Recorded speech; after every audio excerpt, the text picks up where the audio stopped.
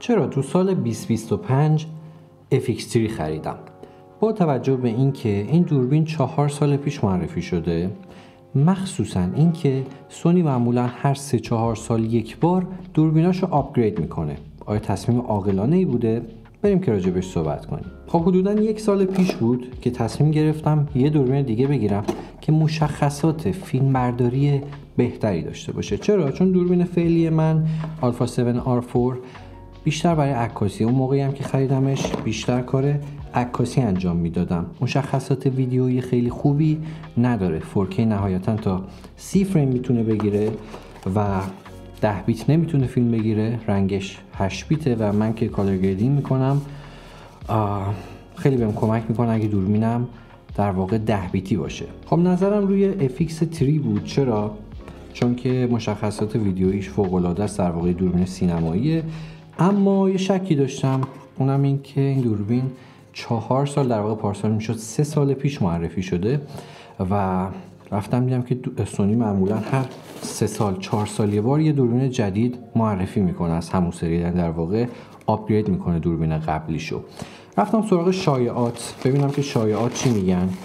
سونی معمولا خبر نمیده از قبل که کی قرار دوربین جدیدش بیاد، ولی یه سری سایت ها هستن که بالاخره اطلاعاتی که درس پیدا کرده رو میان میگن و شایعات میگفتن که اواسط در واقع 2024 قراره که دوربین جدید یعنی FX3 مارک 2 معرفی بشه. و منم گفتم صبر میکنم. چرا؟ چون که الان اگه دوربین رو بخرم و وقت 2-3 ماه بعد دوربین جدید بیاد، دوربین من قدیمی میشه، قیمتش افت میکنه و مشخصات جدیدی که در واقع دوربین جدید خواهد داشت رو از دست میدم و زیادم که نمونده 2-3 ماه صبر میکنم و مارک 2 رو میخرم. گذشت 3 ماه گذشت، دیدم که خبری از FX3 مارک 2 نیست. رفتم دوباره شایعات رو چک کردم، گفتن که اواخر 2024 میاد، در واقع 3 ماهه آخر 2024 میاد. گفتم اوکی 2-3 ماه دیگه صبر میکنیم دیگه، مشکلی که نداره. رسیدیم آخر 2024 هنوز خبری از FX3 مارک 2 نبود، هیچ شایعه‌ای هم نبود که بگه به زودی این دوربین معرفی میشه. دوباره صبر رسیدیم به آخر 2024. رفتم دوباره شایعات رو خوندم، گفتن 3 ماهه اول 2025 دیگه قطعا این دوربین باید معرفی بشه. گفتم خب اوکی، تا الان که من با این دوربین سر کردم، تابستونم که نیست خیلی نیاز داشته باشم که مثلا فن داشته باشه دوربین، چون یکی از دلایل مهمی که می‌خواستم FX بگیرم این بود که فن داشته باشه که تو هوای گرم دبی مشکل اوورهیت نخورم. خلاصه سر کردم و رسیدیم به الان که ماه 4 2025 داره تموم میشه.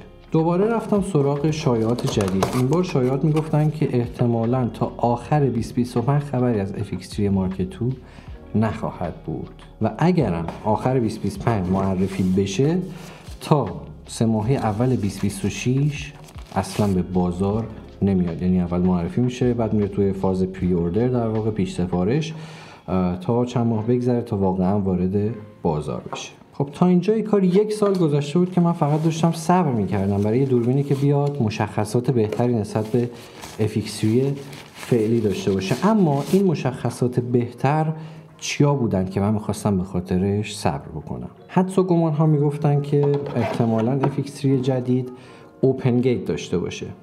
اوپن گیت چیه؟ یعنی که دوربین از تمام سطح سنسورش استفاده بکنه برای ضبط تصویر. در حال حاضر بیشتر دوربین ها، در واقع بیشتر سنسورها نسبتشون 3:2 نسبت سنسور، اما از یه قسمت وسطیش استفاده میکنن، با نسبت 16:9 فیلم میگیرن و اوپن گیت این اجازه رو به ما میده که از تمام سطح سنسور استفاده بکنیم تا ویدیو بگیریم. در واقع توی کراپ کردن خیلی به ما کمک میکنه، دست ما رو بازتر میذاره، چون قابی که داریم باش ویدیو میگیریم بازتره. حدس و گمان بعدی این بود که در واقع 6K یا 8K داشته باشه، یعنی سنسورش رو از سنسور 4K تغییر بدن به یک سنسور 6K یا 8K.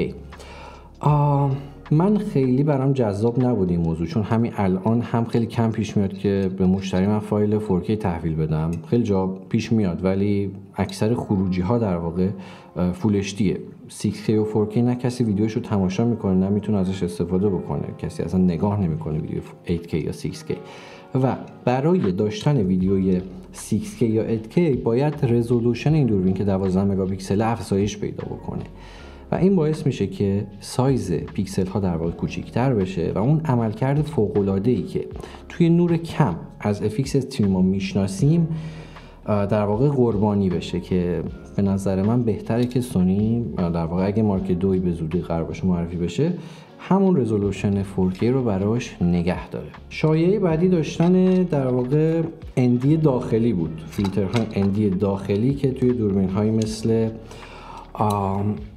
FX6 ما میبینیم، ولی برای داشتن ND داخلی نیازه که بدنه خیلی بزرگتر بشه. در واقع نمیشه هم لرزشگیر داخلی یا همون آیبیس رو داشت هم ND داخلی داشت توی همچین بدنه کوچیکی. بنابراین احتمال 90% توی FX3 بعدی ما فیلتر ND داخلی نخواهیم دید. اگرم باشه خوبه ها، ولی خب من با همین فیلترهای ND خارجی در واقع کارم راه میفته. حدس و گمان بعدی اینه که این دوربین AI اتوفوکس داشته باشه که خیلی حدس و گمان نیست، احتمال خیلی خیلی زیاد داشته باشه. همه دوربین های جدید سونی این موضوع رو دارن و خیلی خیلی خوبه واقعا، جوری که فوکس میکنه اگه صورت دیده نشه روی بدن فوکس میکنه، اگه بدن مشخص نشه یه جای دیگه فوکس میکنه.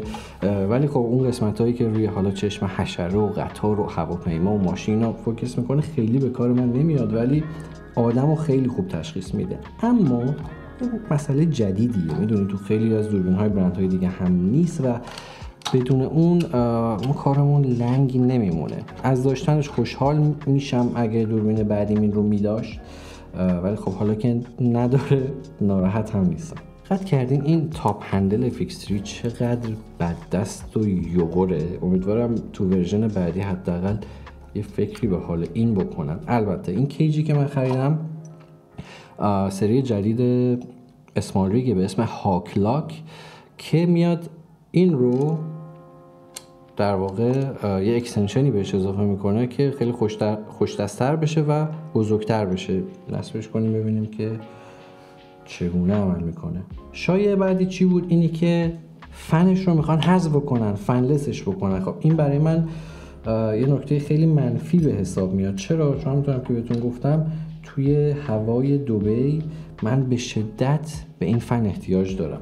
دوربین فعلی خودم زیر 10 دقیقه واقعا اغراق نمیکنم، توی شاید 5-6 دقیقه زیر نور آفتاب اوورهیت میده و عملا کار من مختل میشه. خب یه 2 تا 4 تا کردم دیدم اوپن گیت و 6K و فنلس دیزاین خیلی به نفع من نیستن. فقط AI میتونست جالب باشه که نبودش هم اونقدر ضرری نمیزنه. پس دیدم که صبر کردن خیلی منطقی نیست و اینم اضافه کنم که دوربین جدید معرفی بشه احتمالاً با این مشخصات قیمتش بالاتر خواهد بود و من بیام برای یه سری ویژگی هایی پول بیشتری بدم که اونقدر هم قرار نیست به کارم بیان. و یه نکته دیگه هم وجود داره، اگه من همون پارسال در واقع این دوربین رو خریده بودم تا الان تو این 1 سال کلی تونسته بودم باش کار بکنم، کلی باش پول در بیارم و کارمو ارتقا بدم. تا الان 1 سال از دست داده بودم و صبر کردن بیشتر از این اصلا منطقی نبود. ببینید این اون اکستنشنیه که در واقع اسمال ریگ میاد اضافه میکنه و شما میتونید خیلی راحت تر بگیرید. قبلا فقط انقدر بود، حتی 4 تا انگشت به زور روش جا میشد و الان خیلی هم امن‌تره چون تهش باز نیست. همین که یه چیز دیگه داره، این که میاد اینجا وصل میشه و در واقع نیتوریله و روش شما میتونید مانیتور نصب کنید. کلی از این جاهای پیچ داره، اگه فوکس بکنه خیلی خوبه. نه حالا جای پیچ ها رو میتونید ببینید و شما میتونید کلی اکسسوری هم روش نصب کنید. تو این نقطه من هنوز تصمیمم قطعی نشده بود، چون هر چقدرم تو به نظر منطق تو بیای در نظر بگیری بالاخره یه کرمی هست که میاد میگه نه نکنه اون جدید خیلی بهتر باشه، قیمت دوربین فعلیت کم میشه، نمیدونم آخریه رو نداری. توی نقطه اومدم رفتم توی سایت ردیت و ببینم که مردم چی میگن، نظرشون چیه. دیدم که این فقط مشکل من نیست، مشکل صدها نفر دیگه است. حدوداً هر هفته چندین نفر میان تاپیک باز میکنن که من میخوام دوربین بخرم، FX3 بخرم یا صبر کنم مارک 2 بیاد. و تقریبا کسی که جواب میدادن همه متفق القول میگفتن که ببین اگه الان به این دوربین نیاز داری میتونه کارتو بهبود بده بخرش، چون هیچ کس نمیدونه که FX3 بعدی مارک 2 کی به بازار میاد و حتی اگر به بازار بیاد چیزی از هیولا بودن این دوربین کم نمیشه.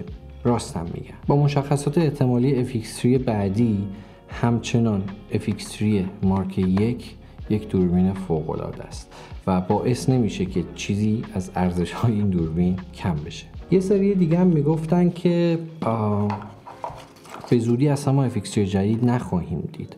چرا؟ چون که همچنان فروش FX3 فعلی خیلی بالاست و اصلا دلیلی نیست که سونی بیاد این رو آپگریدش بکنه. تا وقتی خیلی خوب داره این رو میفروشه چرا بیاد آپگریدش بکنه؟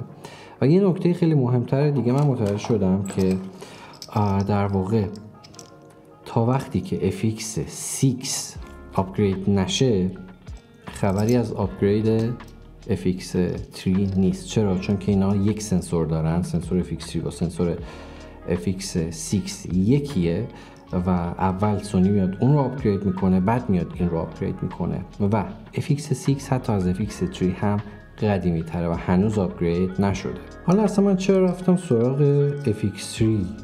یکی دو تا از مزیت‌هایی که به دردم میخورد رو بهتون گفتم. یکی اینکه فن داره و اینجا من واقعا به دوربینی احتیاج دارم که اوورهیت نده و البته سونی خیلی مشکل اوورهیت داره. در کل برندهای دیگه هستن که مشکل اوورهیت رو به این شکل ندارن.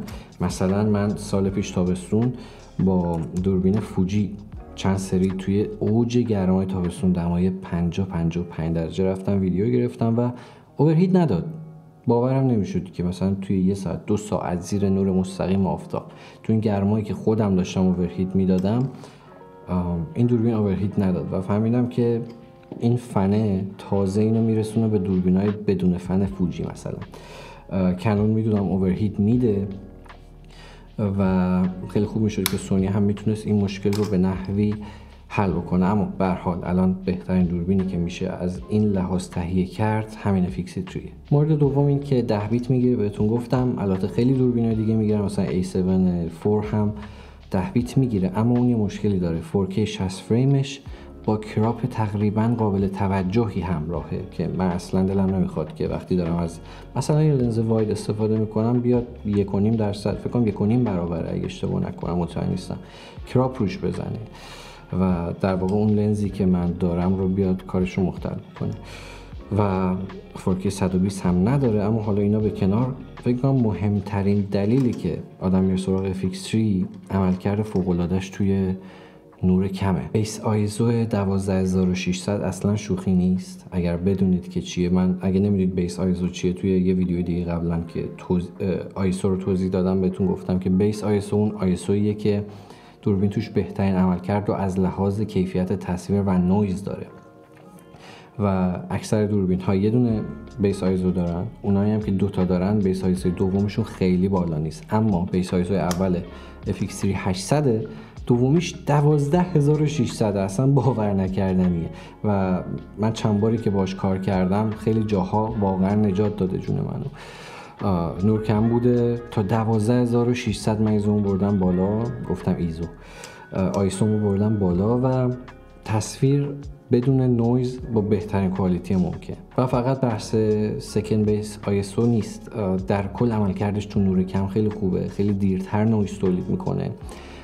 آیسوش تا 500,000 تقریبا میره بالا که البته خب اونجا نویز خواهیم دید، اما در بعضی شرایط ممکنه که به کار بیاد.